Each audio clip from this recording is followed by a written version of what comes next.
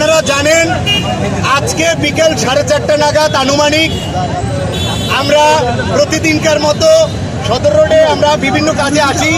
আজকেও বিএম কলেজে ভর্তি পরীক্ষার কার্যক্রম শেষ করে আমরা নেতাকর্মীরা এখানে এই ফকিরবাড়ি রোডের মুখে চায়ের দোকানে চা খাচ্ছিলাম, আড্ডা দিছিলাম।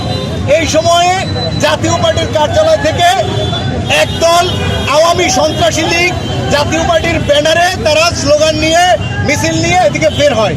আমরা তাদেরকে বিনয়ের স্বরে প্রথমে তাদেরকে বলি যে আপনারা এই ধরনের সরকার বিরোধী স্লোগান, বিপ্লব বিরোধী স্লোগান এবং এই তরুণ প্রজন্মের নতুন রাজনৈতিক দল বিরোধী, বিশেষ করে গণ অধিকার পরিষদের সম্মানিত সভাপতি জনাব নুরুল হক নূর ভাই বিরোধী বিভিন্ন কটূক্তি মন্তব্য করতে থাকে তাদেরকে এবং এই বৈষম্যবিরোধী ছাত্র আন্দোলন বা বিপ্লবের সাথে সম্পৃক্ত সকল ছাত্র এবং জনতার সংগঠন বিরোধী তারা বিভিন্ন উস্কানিমূলক বক্তব্য দিচ্ছিল।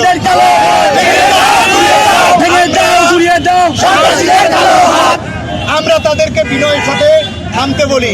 তারা বিনয়ের বিপরীতে বিনয় না দেখিয়ে আমাদের জেলা মহানগরের বিভিন্ন নেতৃবৃন্দের উপরে অতর্কিত দেশীয় অস্ত্রশস্ত্র, লাঠিসোঁটা, ইটপাটকেল দিয়ে তারা হামলা চালায় এবং আপনারা বিভিন্ন মিডিয়ার মাধ্যমে দেখতে পাবেন ওই সময় ঘটনার সময় লাইভ ছিল।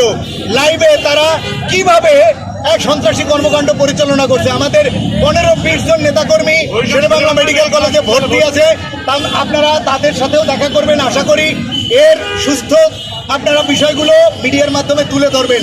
কিভাবে আওয়ামী লীগ ব্যান করার পরে যারা আওয়ামী লীগের সাথে এতদিন বিগত 16 বছর ধরে যারা আওয়ামী লীগকে পুষে রেখেছে, ভ্যানগার্ড হিসেবে পিছন থেকে যারা ব্যাকআপ দিয়েছে, তারা কিভাবে এই বৈষম্যমুক্ত 24 গণ অভ্যুত্থানের পরবর্তী সময়ে রাস্তায় নেমে বিপ্লবী ছাত্র জনতার উপরে আক্রমণ করে, আমার বোধে আসে না।